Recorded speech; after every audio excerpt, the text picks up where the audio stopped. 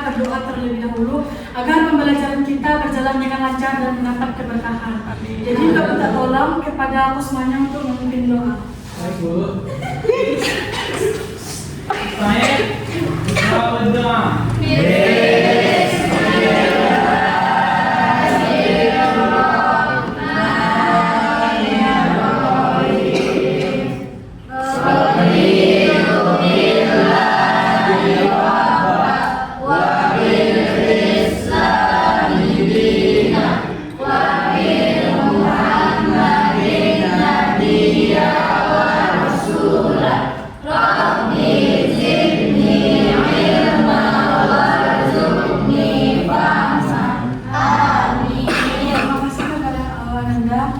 Sebelum memasuki pembelajaran, Ibu mau bertanya, pernah nggak anak-anak Ibu semuanya berada dalam situasi ingin rasa menyontek, terus menghadapi berbagai masalah dalam kehidupan?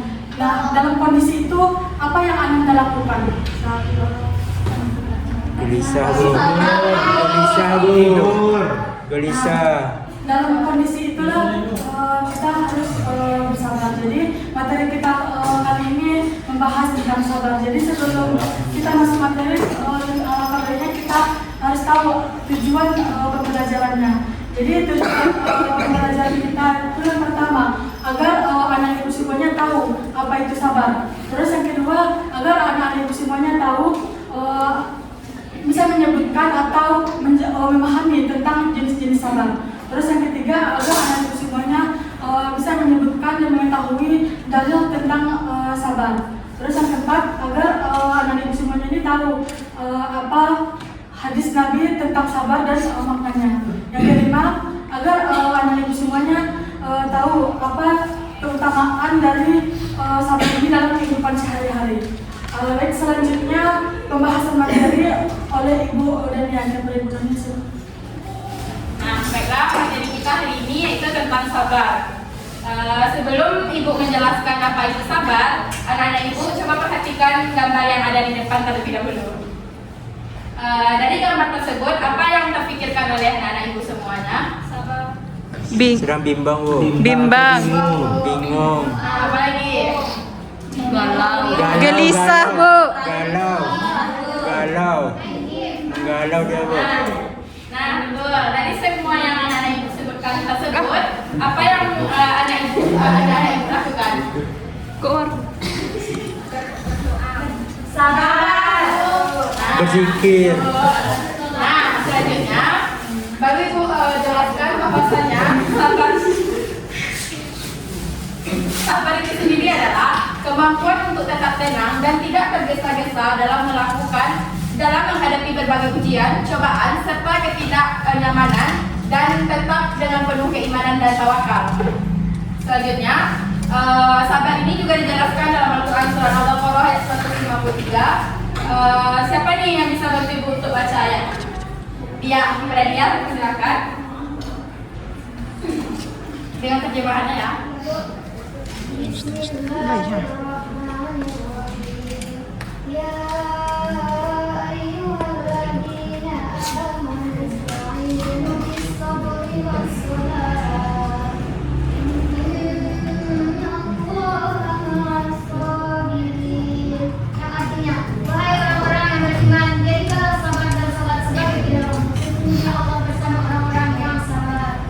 Terima kasih kepada dia. Jadi makna dari ayat tersebut itu bahwa sabar ini adalah sarana dan prasarana untuk mendekatkan diri kepada Allah dan mendapatkan pahala yang tak terhingga. Selanjutnya dalil yang kedua ada juga di dalam hadis riwayat Tirmizi. Siapa yang mau baca? Madia. Nah, kepada Madia dipersilahkan. Bismillahirrahmanirrahim. Wa'lam anna Rasulullah wa al-faraja ma'al karbi wa anna ma'al usri yusra. Ketahuilah bahwa sesungguhnya pertolongan itu bersama kesabaran, jalan keluar itu bersama kesulitan, sesungguhnya bersama kesulitan itu ada kemudahan. Nah, bagus sekali. Berikan tepuk tangan untuk temannya dulu. Untuk pemahaman akan membagi anak-anak ibu ke dalam beberapa kelompok. Kelompok 1 di sini ya, kelompok 1, 2, 3, pokoknya berurutan sampai kelompok 8. Oke, Bu. Kelompok 1, Farhan, Niswa, Aisyah, Ria. Kelompok 2, Adam, Halimah, Dona, dan Mela. Kelompok 3, Afif, Widya, Mardiah, dan Kifa. Kelompok 4, Rashid, Fadila, Fadmi, dan Syifa. Kelompok 5, Zikra, Dia, Siti Laura, Ezi. Kelompok 6, Zikri, Fitri Aryani, Dila Khairani, Alifa. Kelompok 7, Hafiz, Fira, Winda, dan Fatimah. Dan kelompok terakhir, Azwar, Ami, Naila, dan Putri Hadayani. Silakan. Apakah sudah duduk di kelompoknya masing-masing? Jadi tema diskusi kita sekarang yaitu to stay dan to stray. Jadi 2 yang tinggal dan 2 yang bertamu. Nah, Ibu nanti akan membagikan materi kepada kelompok. Nanti silahkan diskusikan. Jadi nanti pilih temannya yang 2 pergi, 2 bertamu, tapi nanti akan tetap terjadi pertukaran peran. Nanti kita jelaskan lebih lanjut. Sekarang Ibu akan membagikan soalnya. Kelompok 5, Ibu. Kelompok 7. Ini untuk kelompok 2. Kelompok 4 sama 8. 8 mana sama itu? Untuk lebih semangat lagi dengan acara diskusi kita ini, Ibu ingin membangkitkan semangat anak-anak itu semuanya, boleh? Boleh. Jadi silakan berdiri. Menghadap Ibu ya. Nah, ingat clue-nya adalah antonim. Clue-nya adalah antonim. Nah, contohnya Ibu bilang maju berarti antonimnya kalau mundur gimana? Gerakannya gimana? Nanti gitu ya. Kalau Ibu gitu ya. Bisa dimulai. Oke. 1, 2, 3, maju.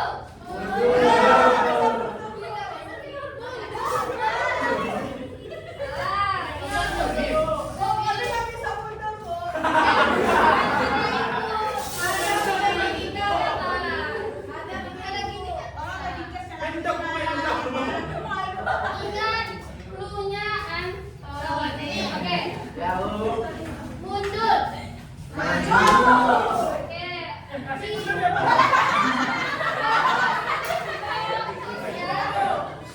Fokus ya.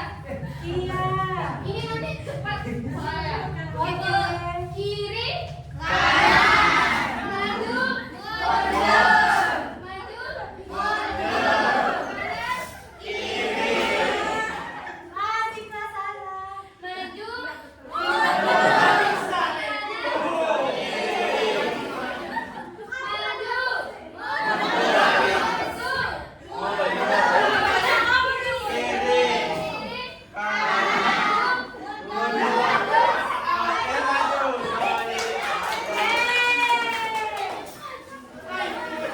tugasnya itu ada sub 1 dan sub 2, ya kan? Silakan dilihat, ada sub 1 dan sub 2. Jadi harap tenang, dengarkan dulu sebentar ya. Jadi yang silahkan diskusikan jawaban dari materi yang telah Ibu berikan tersebut. Nah, kan ada sub 1 sama sub 2. Sub 1 ini 2 orang pertamanya akan menjelaskan kepada kelompok lain kan, dan 2 yang akan mencari materi dari kelompok lain. Nah, pada sub 2 nanti Ananda semua bertukar peran. Yang tadinya menjadi tamu, dia akan menjadi tinggal untuk menjelaskan ke kelompok lain yang bertamu ke kelompok kita. Paham nggak? Paham Bu. Jadi nanti kan ada sub 1, sub 2. 2 orang pertama yang Jadi pada keduanya dia akan menjadi orang yang menjelaskan kepada kelompok lain gitu. Paham? Nah, jadi sekarang silakan diskusikan. Ibu berikan waktu 5 menit saja, cukup ya. Oke, silakan kerjakan secara bersama-sama.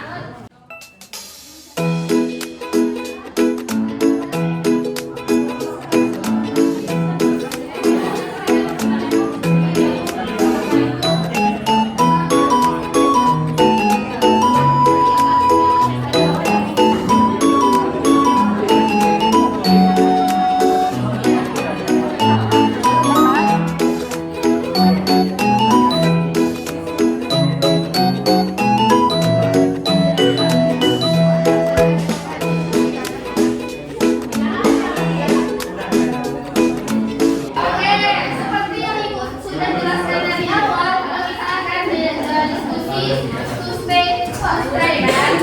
Jadi kan di tugas itu ada sub 1 dan sub 2. Anda di dalam putaran pertama, silahkan putaran 1 itu kelompok 1 ke kelompok 2, begitupun sebaliknya. Kelompok 3 ke kelompok 4, begitupun sebaliknya.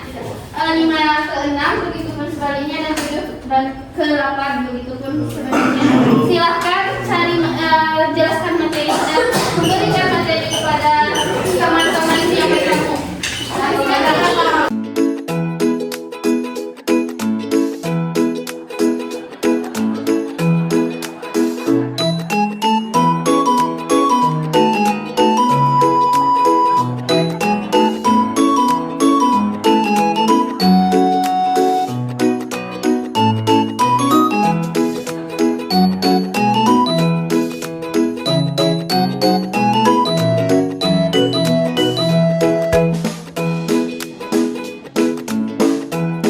Jadi anak-anak ibu yang menjadi tamu tadi silakan kembali kepada kelompoknya. Cepat ya, Bapak Presiden.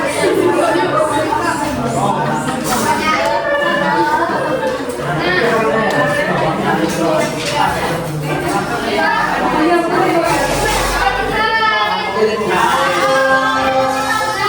kita lanjut putaran kedua ya.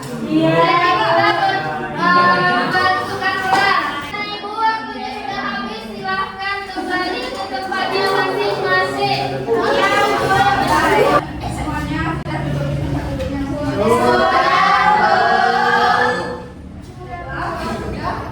Diberikan waktu selama 3 menit untuk mendiskusikan semuanya tadi, untuk didiskusikan di depan acara.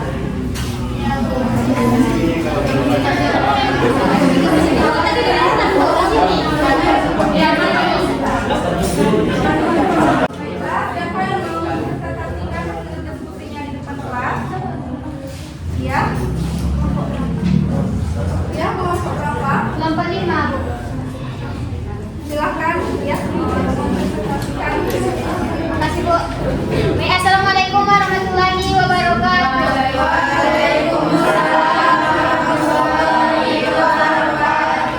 Baik, kami akan mempresentasikan yang telah kami dapatkan dari kelompok ke-6 tadi. Yang mana yang pertama mengenai dalil tentang Al-Baqarah 193 dan hadis dari riwayat Tirmizi.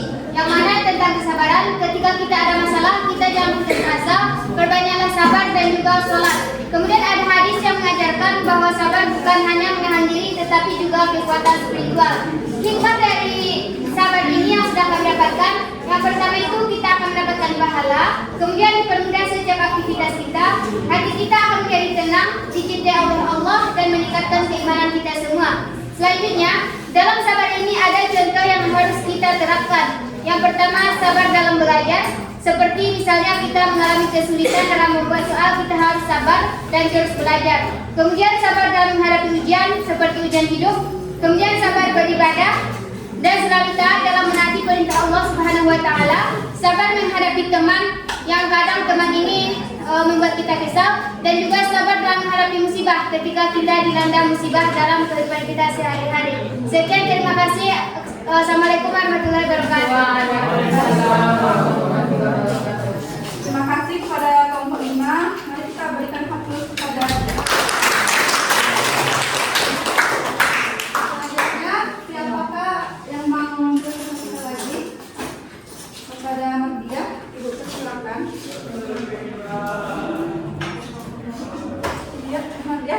berapa? Kelompok 3.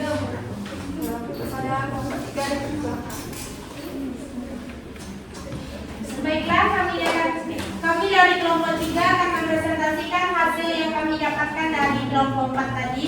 Yang pertama yaitu kandungan dari Al-Baqarah 153 yang mana itu beritahulah kepada orang yang beriman untuk menjadikan sabar dan salat sebagai penolong dalam menghadapi ujian atau kesulitan hidup. Yang kemudian ada hadis yang mana kesabaran adalah bukti datangnya penolong Allah. Setiap kesulitan dan cobaan hidup akan dikasih kemudahan. Tetaplah sabar dalam setiap ujian.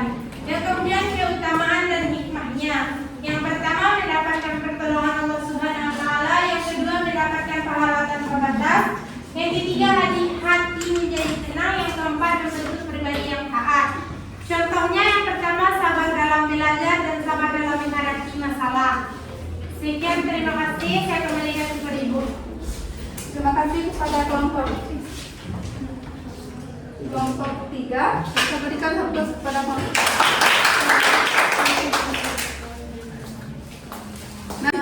Nah, pada hari ini kita sudah membahas tadi tentang sabar, sudah kita diskusikan dan kita sudah bertemu dan juga menjelaskan materi kita kan? Ya. Nah, sekarang Ibu ingin menanya sama anak-anak Ibu, siapa yang dapat ayat tentang sabar tadi? Tadi kan dijelaskan di awal kan? Nah, coba Rashid bacakan ayatnya.